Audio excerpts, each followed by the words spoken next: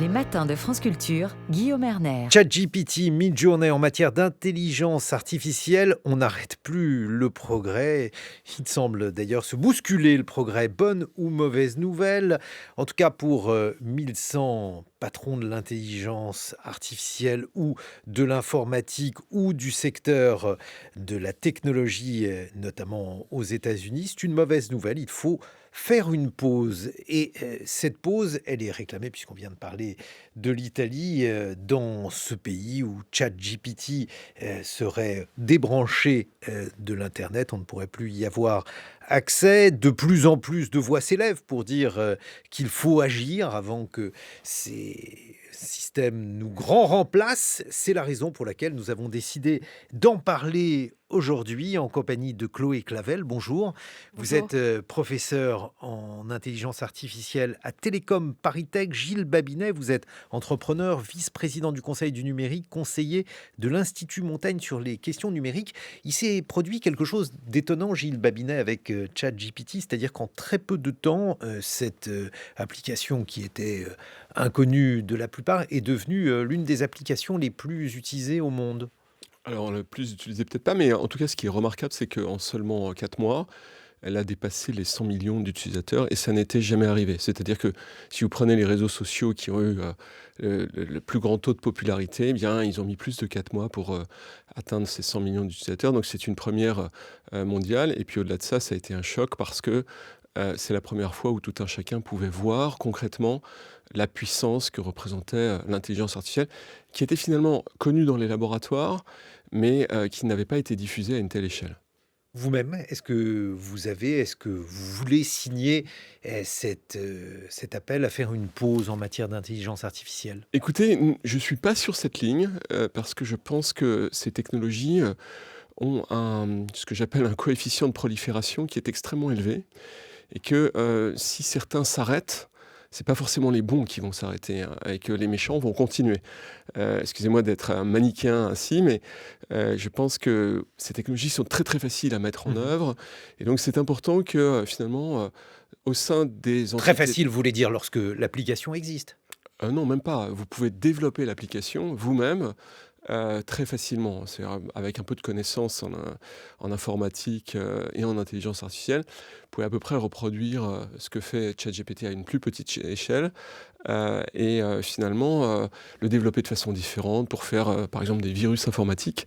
Et donc ce qu'il faut, c'est qu'on ait, en face, encore une fois, 1000 excuses d'être aussi manichéen, mais des forces du bien, c'est-à-dire des gens qui comprennent Mhm. comment fonctionnent ces technologies pour pouvoir contrer leurs effets néfastes. Bon, il va falloir que vous nous expliquiez ça, Chloé Clavel, parce que lorsqu'on nous dit que c'est simple à faire, évidemment, il y a de la surprise. Il va tout d'abord falloir que vous nous expliquiez ce qu'est la spécificité de ChatGPT, puisque l'intelligence artificielle n'est pas née en décembre de l'an dernier, même si on a l'impression que quelque chose s'est produit. Dites-nous, vous qui êtes professeur en intelligence artificielle, en quoi ce programme est différent de ce qu'on avait eu auparavant?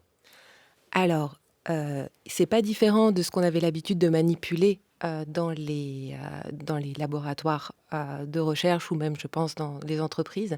La grosse différence a été comme disait Gilles Babinet, a été cette ouverture au grand public qui a permis à la fois de collecter des données, de nouvelles données, de nouveaux problèmes, donc d'améliorer aussi l'intelligence artificielle, parce qu'il ne faut pas oublier que dans ce type de modèle, le type ChatGPT, il y a un rôle important de l'humain dans le développement de ces intelligences artificielles. C'est-à-dire que c'est à la base des humains qui ont écrit les textes, qui ont servi à entraîner ces modèles.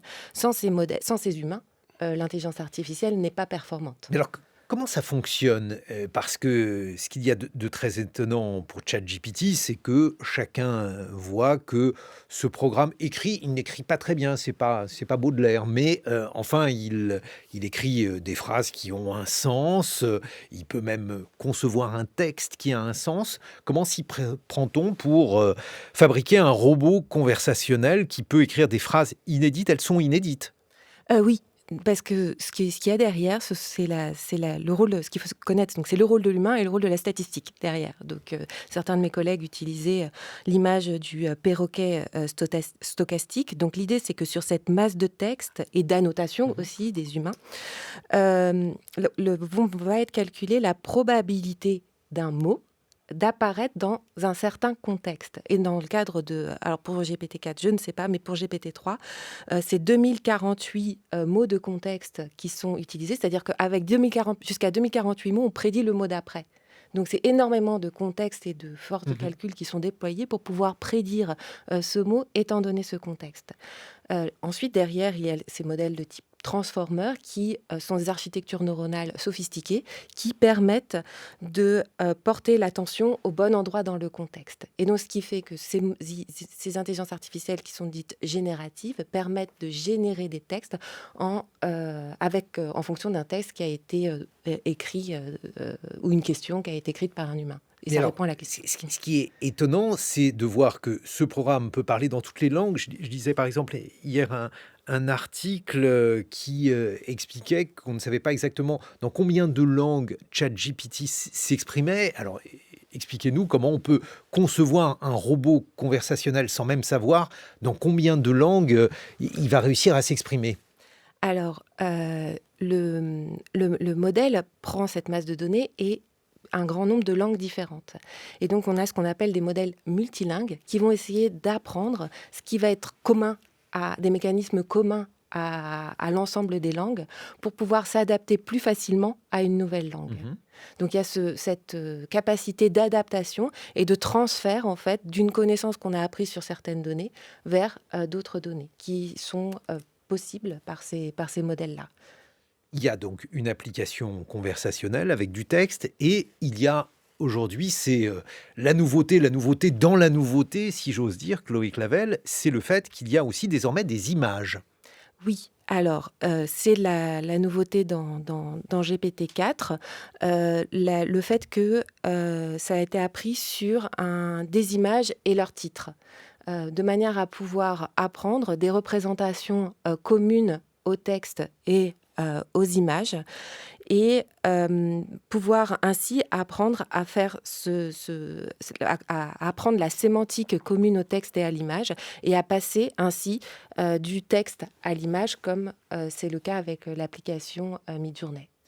Et il y a aujourd'hui énormément, bien sûr, de perspectives dans le domaine donc de la technologie, dans le domaine des applications industrielles ou même dans la bureautique. Et Gilles Babinet, il y a par exemple la possibilité de faire en sorte que cette intelligence artificielle elle soit mise au service d'applications en bureautique qu'on utilise tous les jours, intégration dans Excel par exemple, tableur, intégration donc dans les outils de tous les jours. Les perspectives semblent extrêmement importantes, voire aujourd'hui presque illimitées. C'est ce qui, j'imagine, met en ébullition l'industrie de la technologie. Ah oui, exactement. Et c'est même, je pense, ce qu'on pourrait appeler un point de singularité économique. On parle du point de singularité dans le domaine de l'intelligence artificielle pour décrire le moment où les intelligences artificielles deviendraient avec une intelligence générale. On n'en est pas là, on en est même relativement loin. En tout cas, ce qui est vraisemblable, c'est que l'impact sur l'économie, qui est attendu depuis maintenant plus de 40 ans, hein. Il y a 40 ans, un économiste avait fait observer qu'on voyait des ordinateurs partout, mais pas dans les statistiques économiques. Et notamment parce que c'est compliqué de mettre en œuvre les ordinateurs. Avec cette forme de technologie, on voit effectivement que des problèmes de tous les jours, quotidiens, qui sont extrêmement variés, peuvent être résolus très efficacement.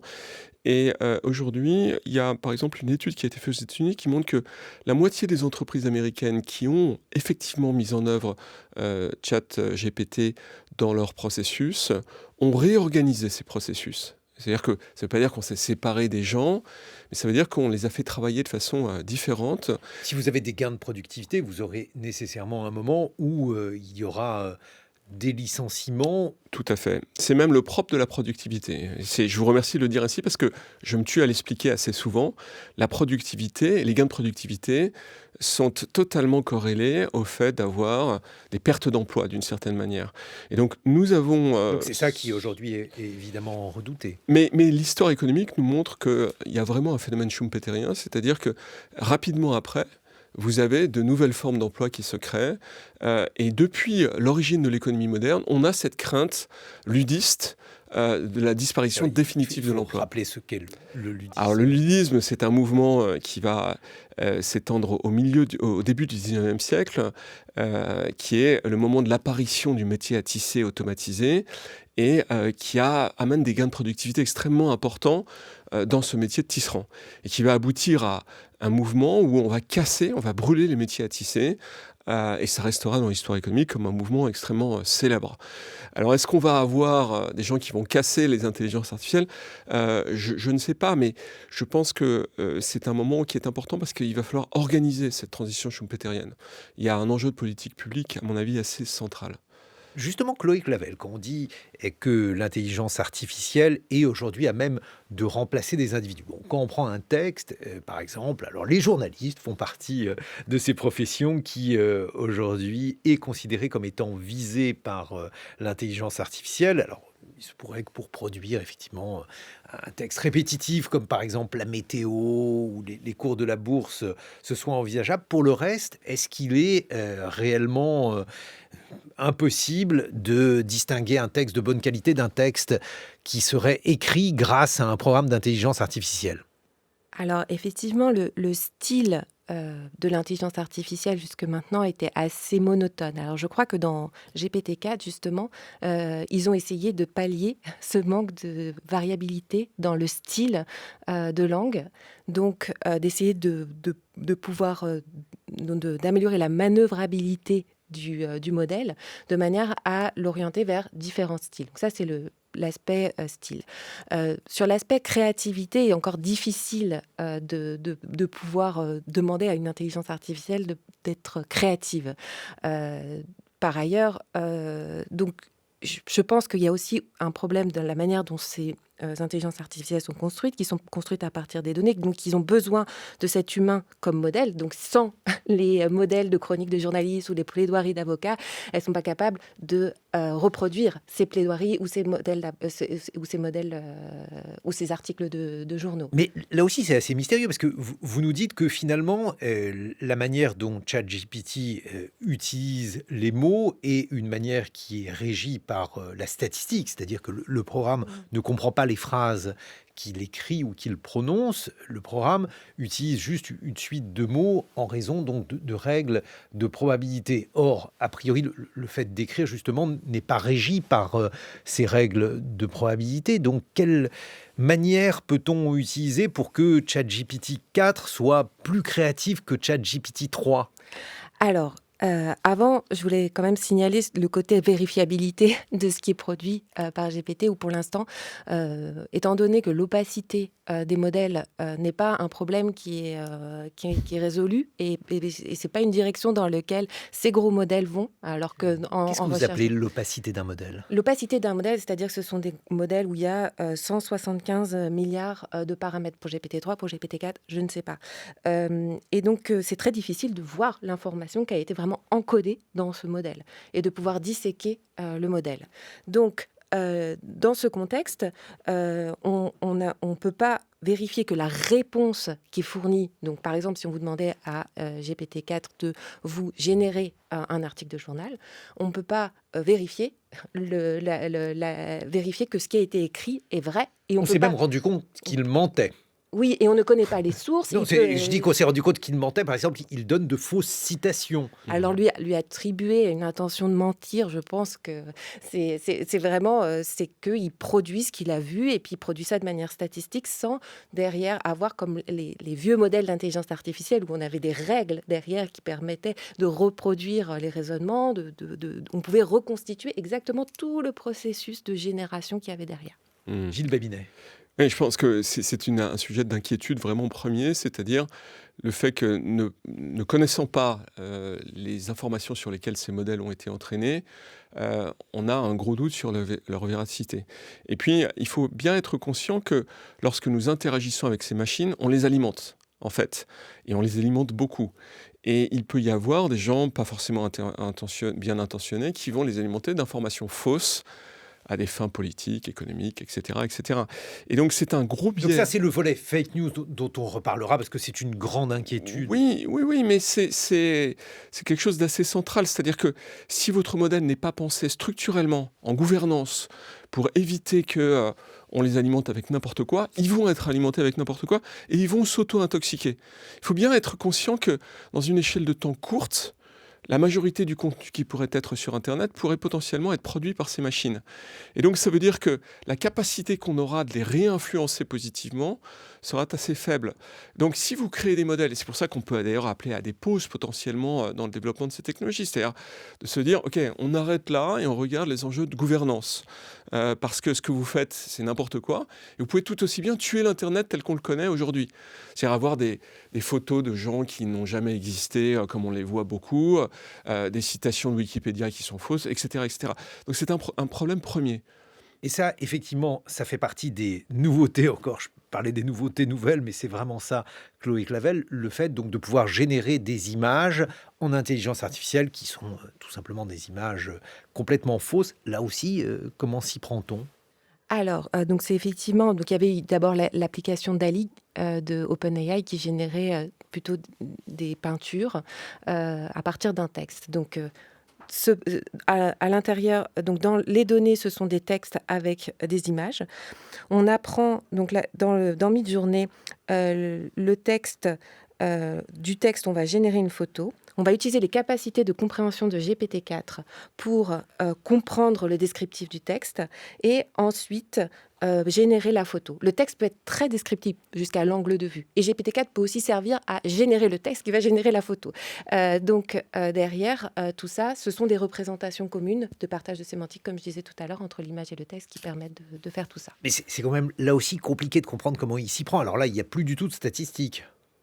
Ah si, Il y a que complètement. C'est toujours sur des la masse de statistiques. données. C'est sur la masse de données. On apprend le mapping. Comment la traduction, vous voyez, vous avez Alors, un ensemble de comment textes. peut-il faire pour générer un texte qui génère une image, sachant qu'il n'y a généralement pas de statistiques sur, je ne sais pas, des textes demandant des générations d'images? Non, mais vous avez une masse de textes, de photos sur Internet avec des titres. Ouais, ils sont préentraînés Ils sur sont ce rapport préentraînés. entre le texte et le titre. Voilà.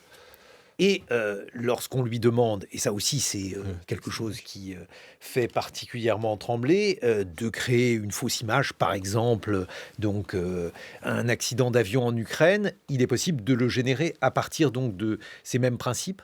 Oui, parce que derrière, GPT-4 va comprendre ce qu'on demande et ensuite le traduire pas dans une autre langue, mais dans une image, traduire ce qu'il a compris du texte qu'on avait entré.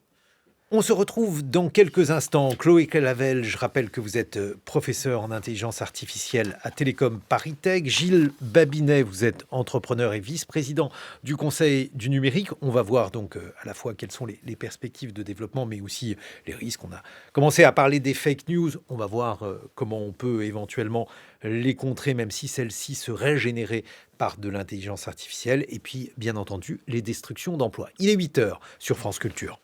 7h, 9h, les matins de France Culture, Guillaume Erner. Perspectives, limites et risques de l'intelligence artificielle après un appel à la pause, appelé donc par plus de 1100 chefs d'entreprise, ingénieurs, membres de la Silicon Valley. Faut-il mettre sur pause l'intelligence artificielle? On en parle avec Gilles Babinet, entrepreneur, vice-président du Conseil du numérique, conseiller de l'Institut Montaigne sur les questions numériques, et Chloé Clavel, professeur donc en intelligence artificielle à Télécom Paris Tech. Les questions morales ne peuvent pas être tranchées par l'intelligence artificielle, Chloé Clavel. Je le dis parce que sur votre fiche, il est dit que vous êtes professeur associé en informatique affective. Qu'est-ce que c'est l'informatique affective? Alors déjà, ça ne se traduit pas du tout comme informatique affective. Donc, on parle d'affective computing en anglais. Donc, c'est l'informatique émotionnelle, où l'idée, c'est d'essayer de modéliser comment les émotions interagissent au sein d'une conversation. Donc, on a un objectif avant tout de compréhension. Et ça, c'est important aussi de souligner qu'on parle beaucoup d'intelligence artificielle en ce moment en parlant des intelligences artificielles génératives, mais pas des intelligences artificielles compréhensives, quoi. Ça cache un peu toutes ces parties et ce sont les mêmes modèles qui sont Expliquez-nous quelle est derrière. la différence entre les deux. C'est-à-dire que derrière ces modèles qui sont très performants pour effectivement générer des nouveaux textes, ces mêmes modèles vont être utilisés pour essayer de comprendre les textes. Et ainsi, par exemple, vous avez des modèles qui vont être utilisés à mauvais escient pour générer des fake news. Mais si vous essayez sur la masse des données qui sont disponibles sur Internet de demander à un humain d'aller traquer l'ensemble des fake news, il a besoin quand même de ces mêmes modèles pour aller essayer de traquer les fake news. Donc, c'est-à-dire que ces IA, ces intelligences artificielles génératives, ce sont les mêmes modèles qui, derrière, permettent de comprendre, de prédire et d'assister l'humain dans sa tâche d'analyse et de compréhension de la Mais alors, société. est-ce que par exemple, vous pourriez demander à l'intelligence artificielle de résumer un texte? Oui, complètement. Oui, oui, oui. D'ailleurs, je crois que c'est un des usages favoris de ChatGPT, c'est de faire une capacité de résumer des textes. Mais Voilà. alors, ça c'est assez étonnant parce qu'on a l'impression que pour résumer un texte, il faut le comprendre. Or, est-ce que le terme de compréhension a un sens en intelligence artificielle? Alors, la machine va essayer de reproduire le processus de compréhension en ayant regardé, c'est comme les images tout à l'heure, les images et les titres des images, en ayant regardé une masse de données d'images et de titres, là, on regarde une masse de documents et leurs résumés, des résumés produits par des humains. Et l'intelligence artificielle va essayer de reproduire ce que fait l'humain quand lui, il synthétise le texte. Donc, c'est du mimétisme. Voilà. Mais là aussi, comment expliquer cette forme-là donc de structuration de l'intelligence artificielle, alors même que pour les êtres humains eux-mêmes, la manière dont ils se saisissent d'un sujet, dont ils résument un texte, est encore largement mystérieuse. C'est la masse de données et l'observation de cette masse de données qui essaye de disséquer. Et donc, ce que je voudrais souligner aussi, c'est que justement, l'intelligence artificielle, dans ses capacités d'analyse, et aussi parce qu'elle regarde un grand nombre de données, qu'elle est capable de manger cette quantité de données, elle est capable aussi d'analyser, d'essayer de reproduire le processus décisionnel et également en limitant, mais aussi de faire ressortir les biais de jugement humain. C'est-à-dire qu'en créant des modèles qui essayent de reproduire le processus humain, on peut jouer avec ces modèles, faire des protocoles expérimentaux qui peuvent essayer de faire ressortir des biais.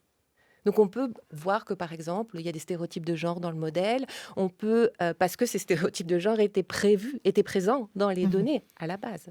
Dans les recrutements, on peut essayer d'identifier des biais de recrutement parce que les recruteurs peuvent avoir des biais de recrutement. Donc, en fait, elle nous apprend aussi sur nous-mêmes. Donc, elle a un pouvoir d'objectivation qui est très important. Et donc, ça, c'est quelque chose que je voudrais souligner parce que ce qui est mentionné dans ce moratoire sur l'intelligence artificielle, c'est pas une pause de l'intelligence artificielle en général. C'est une pause de l'intelligence artificielle sur ces types de modèles opaques. Et il préconise de mettre les efforts vers des intelligences artificielles qui soient transparentes et responsables et qui s'occupent de réfléchir à comment cette intelligence artificielle peut s'intégrer de manière bonne dans la société. Alors, la pause, pour le moment, elle est demandée, mais elle n'est pas obtenue. Gilles Babinet, il y a eu une annonce extrêmement spectaculaire. Microsoft investirait 10 milliards de dollars dans OpenAI, autrement dit, cette société qui a développé ChatGPT. 10 milliards, c'est le PIB d'un petit pays, c'est quelque chose d'extrêmement abstrait. Qu'est-ce que ça veut dire d'investir 10 milliards dans une technologie ?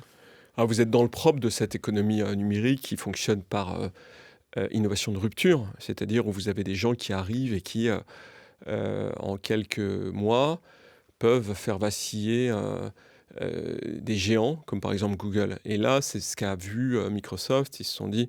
Pourquoi ? Parce que Google pourrait être, comment dirais-je, gêné par Le sujet, c'est potentiellement de passer au-delà du moteur de recherche. Alors, le moteur de recherche que nous utilisons tous, en particulier Google en France, qui a, je crois, 94% de part de marché, eh bien, on voit bien que plutôt que de poser 50 questions pour faire par approximation, essayer de cerner un peu le sujet lorsque, par exemple, on travaille sur une copie de cours, eh bien, en une question ou quelques questions avec ChatGPT, on va beaucoup plus vite. Donc il y aurait, pas pour tout, mais pour un certain nombre de requêtes, la possibilité de substituer ChatGPT au moteur de recherche classique.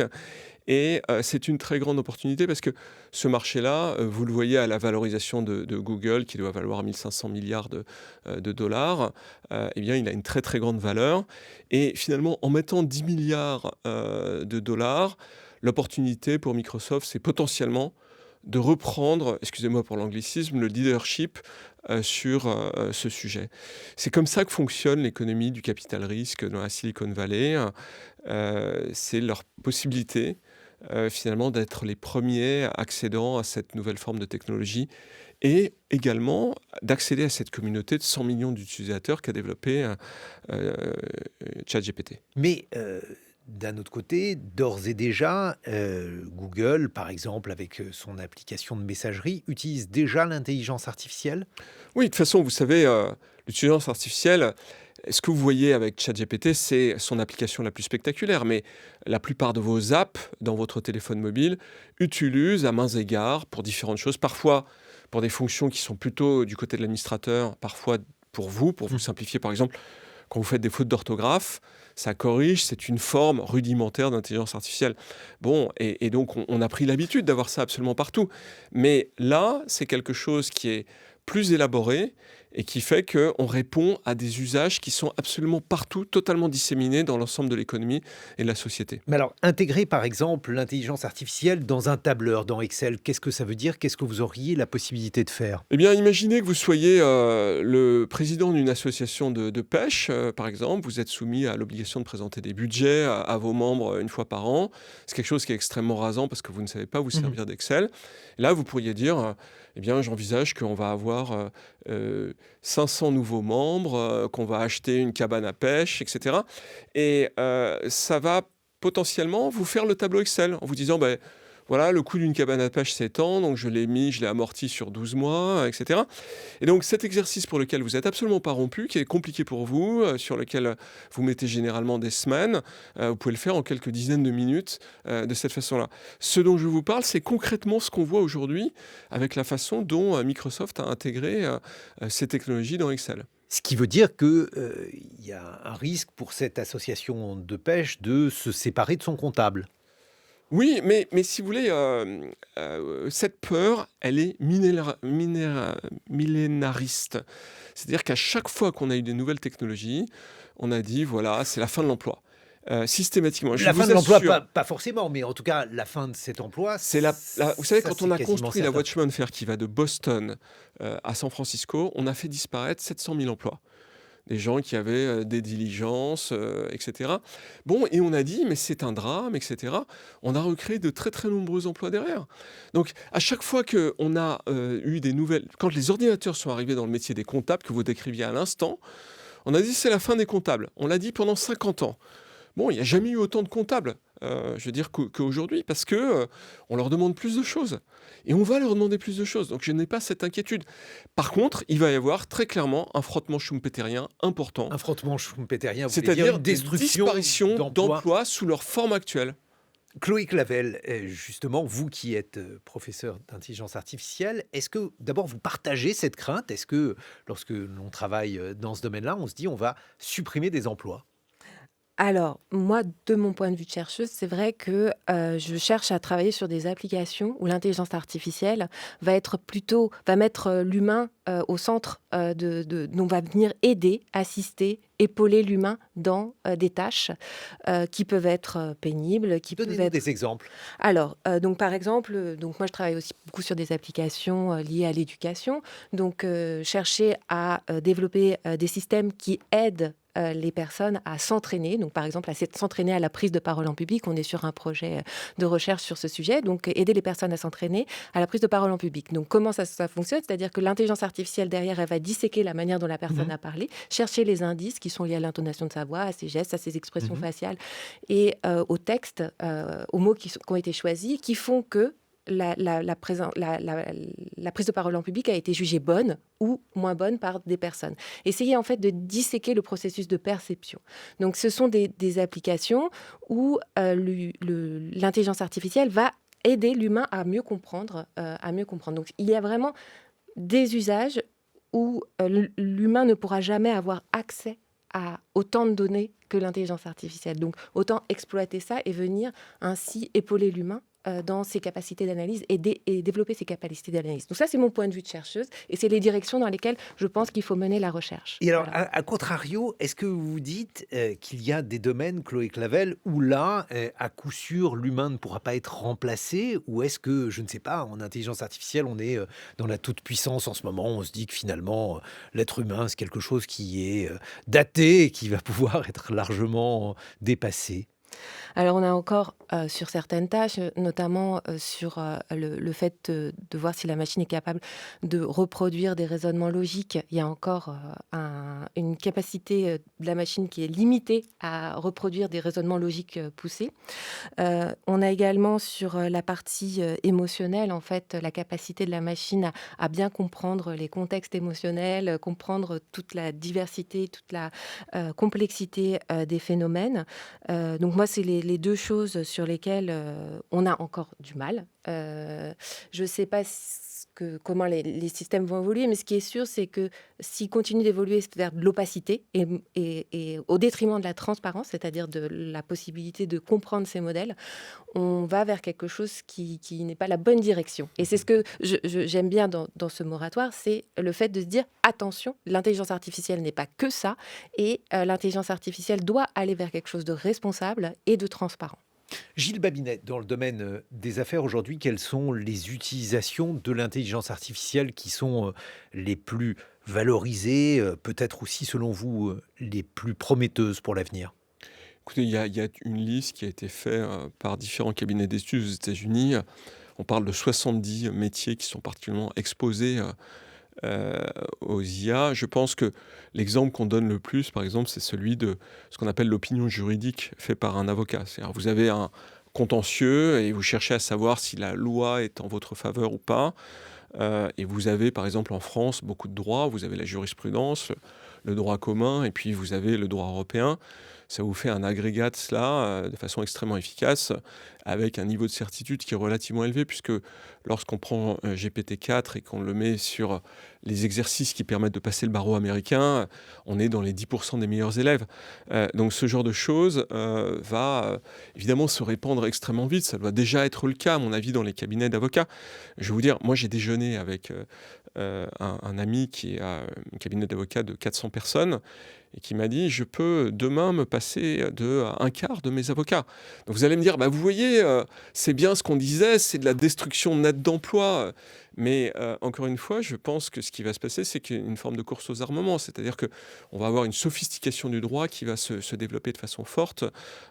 J'ai été au conseil d'administration ce qu'on appelle un des Big Four, une des très, très grandes firmes de conseil, j'ai siégé dans ce conseil pendant 8 ans. Et on a eu de cesse de me dire « Ah oui, mais l'intelligence artificielle arrive, les ordinateurs arrivent ». La réalité, c'est que nos effectifs croissaient de 10% par an. Donc encore une fois, cette expérience m'a montré que la technologie était plutôt une façon d'accroître la valeur ajoutée qu'on pouvait amener à nos clients de ce fait. Donc il est vrai que on va avoir des destructions nettes d'emplois. Et je pense que, à cet égard, les cabinets d'études qui travaillent sur ces sujets ne se trompent pas. Aux États-Unis, par exemple, vous avez 15 millions de personnes qui travaillent directement dans le monde du transport et 25 millions qui sont associés à ce monde du transport. Dès lors que vous avez la capacité de conduire un camion de façon autonome et que vous pouvez vous séparer du conducteur, vous avez des destructions nettes d'emplois à cet égard. On va avoir ce genre de choses, mais je dirais qu'on va l'avoir aussi à un moment où on veut des supply chains qui soient plus ce qu'on appelle de l'économie circulaire et qui a un coût important en termes de transport, etc., etc. En réalité, face aux problèmes qui se présentent à nous, comme celui de l'environnement, nous avons besoin de gains de productivité. Face au problème des retraites, les gens ne veulent pas travailler plus d'années, etc. On a besoin de gains de productivité. Donc c'est réellement une bonne nouvelle et il faut le répéter et éviter d'avoir cette peur qui est quelque chose qui n'est pas contrôlé, comme cette absence de sources. Les deux, à mon avis, les deux craintes, c'est la peur et l'absence de gouvernance de ces Voilà. IA. Donc pour vous, il y a une opportunité à saisir. L'autre risque dont on parlait, Chloé Clavel, c'est le risque des fake news. La possibilité donc pour ces intelligences artificielles aujourd'hui de générer de fausses images. Alors je ne sais pas, une rencontre entre Zelensky et Ben Laden. Bon, on peut tout imaginer dans ce domaine-là, mais en tout cas, lorsqu'on est confronté à cette image, à la manière dont les images circulent de façon virale sur les réseaux sociaux, on est face à une image dont on ne peut plus détecter si elle est vraie ou fausse. Il y a donc quelque chose d'inédit. Alors, effectivement, l'image générée, alors au début, on pouvait les détecter parce qu'on voyait qu'il y avait 7 doigts, donc ça faisait partie des choses, mais je crois que ça a été corrigé, donc petit à petit, ça s'améliore de plus en plus. Donc il faut aussi développer des méthodes derrière qui vont essayer de traquer ces images. Moi, je connais rien en traitement de l'image, donc je vais plutôt parler du texte. Donc, en tout cas, traquer des erreurs de raisonnement dans les textes, traquer de la désinformation, traquer le fake news, traquer du cyberharcèlement, c'est des recherches qui sont menées actuellement aussi. Pour rebondir aussi sur... En tout cas, sur le domaine des textes, par exemple, ce que l'on sait, c'est Mm. que ChatGPT est protégé d'un certain nombre de choses. Par exemple, vous ne pouvez pas lui demander Oui. comment on fabrique une bombe, Mm. mais il y a d'ores et déjà des méthodes qui sont utilisées pour détourner ces protections. Oui, alors, ce qui se passe, c'est que c'est un apprentissage par renforcement, par un retour humain. Donc, c'est un humain derrière qui a dit oui, non, oui, c'est bien, non, c'est pas bien de générer ces choses-là. Et donc, derrière, ils apprennent, ils redirigent le modèle vers quelque chose qui est jugé correct. Donc, ça peut être fait tout le temps, cet apprentissage par renforcement, mais c'est de la correction a posteriori en permanence, au lieu de réfléchir à des modèles dont on puisse contrôler vraiment la prédiction ou la génération en amont. Il y a cette question aussi de la vérifiabilité, je voudrais dire, pour ces histoires de génération, de plaidoirie, c'est qu'on a encore du mal à retourner aux sources. Donc ça, à l'heure actuelle, je pense que les systèmes ne sont pas utilisables tels quels parce qu'on ne vérifie pas la réponse. On ne peut pas vérifier la réponse. On ne peut pas savoir quelle est la source qui a permis à ChatGPT de générer cette réponse-là. Donc, C'est-à-dire, on peut pas savoir... vous ne savez pas, c'est-à-dire, il La ne cite manière pas, dont il il ne est cite pas construit. ses sources. Exactement. La manière dont il est construit n'est pas faite pour. Mais il y a d'autres systèmes d'intelligence artificielle qui, en recherche Il fait d'informations... du plagiat.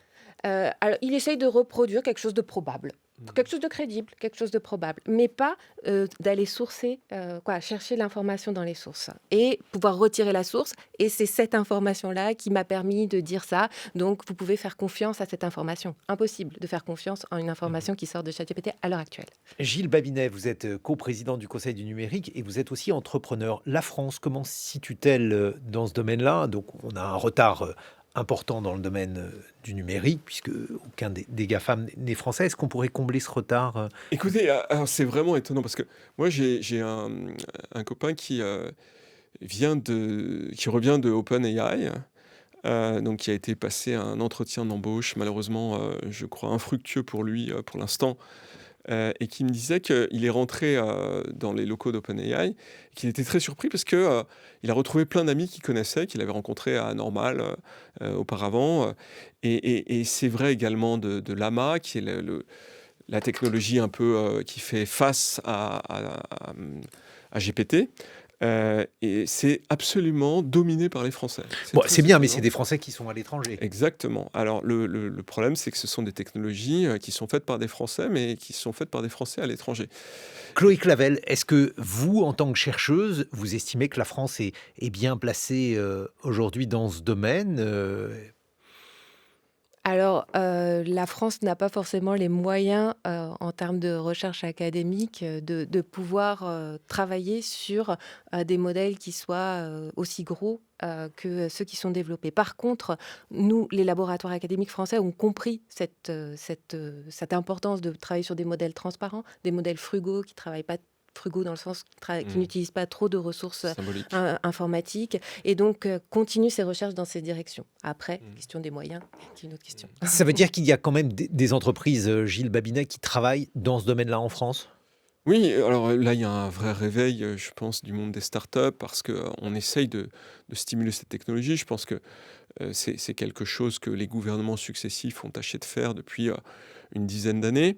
Et c'est bienvenu parce que c'est finalement le pouvoir de demain.